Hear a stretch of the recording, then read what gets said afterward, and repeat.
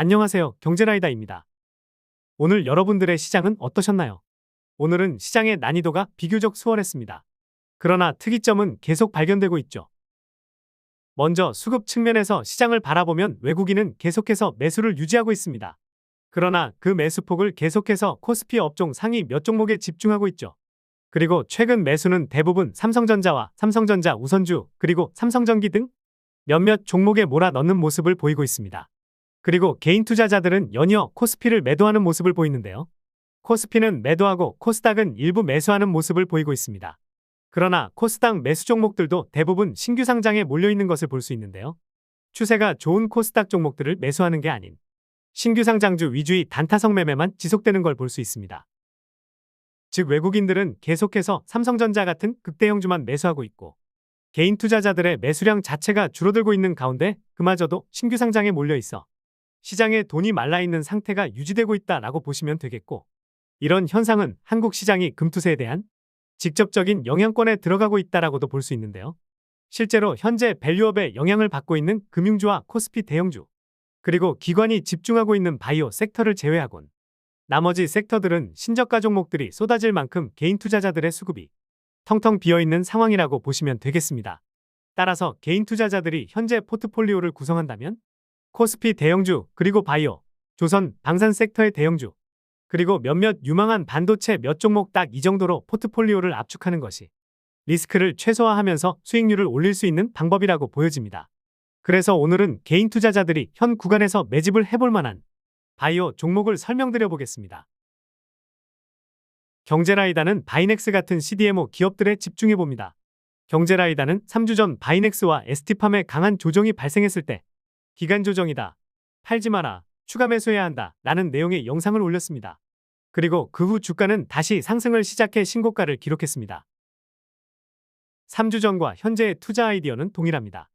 현재 중소형 CDMO 공급 부족이 심화되고 있습니다. CDMO는 의약품 위탁 생산을 뜻하는 CMO에 개발을 더한 의약품 위탁 개발 생산이라고 보시면 됩니다. 평균적으로 신약 개발 기간은 10년이 걸립니다. 그리고 그 사이 막대한 투자 비용이 투입되고 또 생산 여건을 갖추기 위한 많은 시간과 설비가 필요하죠. 그렇기 때문에 제약사들은 생산은 CDMO를 활용함으로써 불확실한 리스크를 줄이게 됩니다.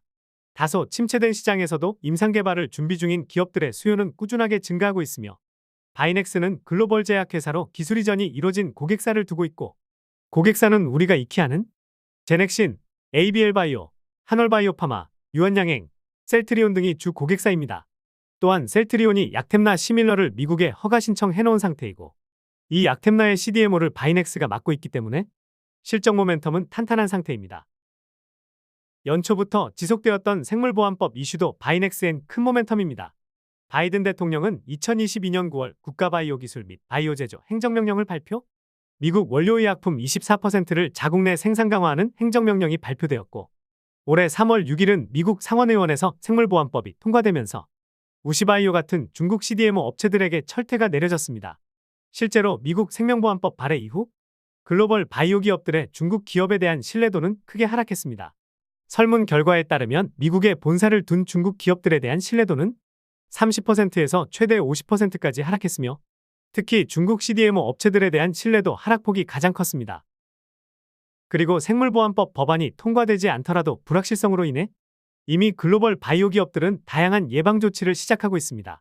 LK 컨설팅의 보고서에 따르면 미국 내 바이오 기업들이 이 법안의 통과 여부와는 관계없이 글로벌 제약산업의 운영 방식을 재편하고 향후 더 많은 중국 CDMO 업체들에 영향을 미칠 수 있다고 분석했고, 이에 따라 일본, 한국 및 기타 국가들이 중국 CDMO 업체들의 빈자리를 대체할 수 있다고 설명습니다.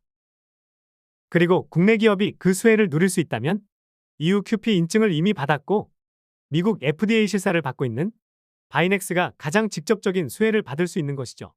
무엇보다 바이넥스는 이번 FDA 실사가 중요한데요. 이번 BLA가 승인된다면 아주 높은 확률로 현재 우시바이오가 가져간 CDMO 물량을 바이넥스도 나눠받을 가능성이 높아집니다. 차트 역시 이런 기대감을 반영해 최근 추세를 완벽하게 상승 추세로 돌렸습니다. 몇 개월간 지속된 저항을 돌파했기 때문에 추가 상승이 가능해 보이고, 조정이 나오더라도 물량을 서서히 모아간다면 높은 확률도 좋은 수익률을 올릴 가능성이 높아 보입니다. 오늘은 바이오 시장 강세에 따른 전략과 변화하는 시장에 맞춰 바이오 기업 중 관심 있게 보며 매집해야 할 기업에 대해 설명해 드렸습니다. 다음 영상에도 좋은 정보를 가져와 개인 투자자분들의 투자를 돕도록 하겠습니다. 경제라이다는 개인 투자자에게 필요한 정보와 전략을 제공해 드리고 있습니다. 좋아요와 구독을 통해 경제라이다의 정보를 빠르게 만나보시기 바랍니다.